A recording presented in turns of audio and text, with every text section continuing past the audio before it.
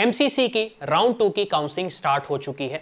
आज से रजिस्ट्रेशन भी चालू हो चुका है। अब काफ़ी सारे स्टूडेंट्स का एमसीसी काउंसलिंग राउंड 2 के लिए बहुत सारे क्वेश्चंस हैं। उन क्वेश्चंस का मैं आंसर देने की कोशिश करता हूं और मेरी रिक्वेस्ट आपसे ये भी है कि चैनल को सब्सक्राइब करें और दूसरा कमेंट सेक्शन में अगर आपके कोई क्वेश्चंस है तो उसे पुट करें ताकि मैं इस काउंसलिंग प्रोसेस में आपके उन क्वेश्चंस के आंसर दे सकूं इस चैनल के थ्रू। सबसे पहला क्वेश्चन ऑब्वियस सी बात है उन स्टूडेंट्स का है कि कौन पार्टिसिपेट कर सकता है इस राउंड 2 की काउंसलिंग में। तो राउंड 2 की काउंसलिंग में कौन कौन पार्टिसिपेट कर सकता है? वो स्टूडेंट जिनने राउंड 1 में रजिस्ट्रेशन किया था, कॉलेज नहीं मिला था। वो स्टूडेंट जिनने राउंड 1 में रजिस्ट्रेशन किया, कॉलेज मिला है और अपग्रेड का ऑप्शन उन्होंने डाला हुआ है। तीसरे वो स्टूडेंट्स रहेंगे जो न्यू रजिस्ट्रेशन करना चाहते हैं। जो स्टूडेंट न्यू रजिस्ट्रेशन करना चाहते हैं वो भी पार्टिसिपेट कर सकते हैं राउंड 2 की काउंसलिंग में। दूसरा क्वेश्चन ये आ रहा है कि क्या न्यू रजिस्ट्रेशन का ऑप्शन अवेलेबल है, क्योंकि जैसे मैंने दिखाया है एमपी हो गया, छत्तीसगढ़ हो गया, यहाँ पे न्यू रजिस्ट्रेशन नहीं लिया जा रहा है, लेकिन एमसीसी ने तो ये बोला है कि हम राउंड 2 के लिए न्यू रजिस्ट्रेशन लेंगे। तीसरा क्वेश्चन आ रहा है कि कैन आई अपग्रेड। अब इसका सबसे बड़ा क्वेश्चन ये है कि राउंड 1 में मुझे एक ब्रांच मिली, मैं मान लेता हूं मुझे राउंड 1 में डरमा मिली, राउंड 1 में मुझे डरमा मिली और मैंने उसे किया अपग्रेड क्योंकि मुझे रेडियो चाहिए था, लेकिन अल्टीमेटली मुझे रिजल्ट आया कि मुझे रेडियो नहीं मिला, मुझे डरमा ही मिला है। तो ऑब्वियस सी बात है मुझे तो एडमिशन लेना पड़ेगा राउंड 2 में।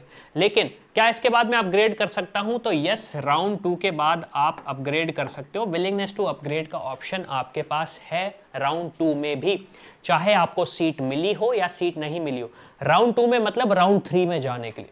चौथा क्वेश्चन ये है कि हम कैसे मैनेज करें स्टेट काउंसलिंग को और एमसीसी काउंसलिंग को, क्योंकि देखा होगा आपने स्टेट में अगर हम बात करें तो राजस्थान, स्पेशली राजस्थान और मध्य प्रदेश की काउंसलिंग में अभी एक तरीके से स्टे लगा हुआ है। और सबसे बड़ा क्वेश्चन मैं ये भी पूछना चाह रहा हूं कि जो दूसरी स्टेट की काउंसलिंग है कि क्या उसमें भी लग सकता है स्टे। अगेन थोड़ा सा एंग्जाइटी होगा आपको, लेकिन हाँ ये एक जेन्युइन क्वेश्चन है कि जिस बेसिस पे राजस्थान और एमपी में लगा हुआ है, क्या ऐसा हो सकता है कि दूसरी स्टेट्स में हो? तो अगेन इसके लिए हम अभी कुछ नहीं बोल सकते हैं, लेकिन मैनेज करने के लिए आपको ये समझना पड़ेगा कि एमसीसी में अगर राउंड 2 में आपने किसी भी कॉलेज में किसी भी ब्रांच में एडमिशन लिया और आप यहां से रिजाइन करते हो तो आपका सिक्योरिटी अमाउंट फोरफिट हो जाएगा।